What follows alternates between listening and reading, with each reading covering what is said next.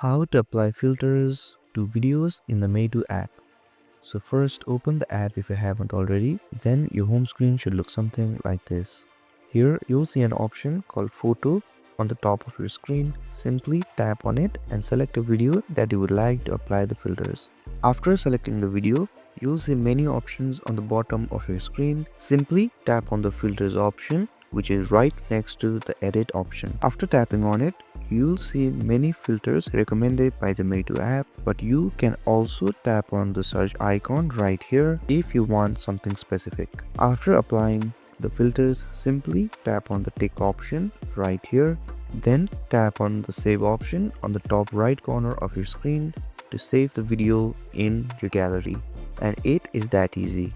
If this video helped you, don't forget to like, share and subscribe and hit that notification bell so you don't miss any of our videos. Thank you so much for watching and I'll see you guys in the next video.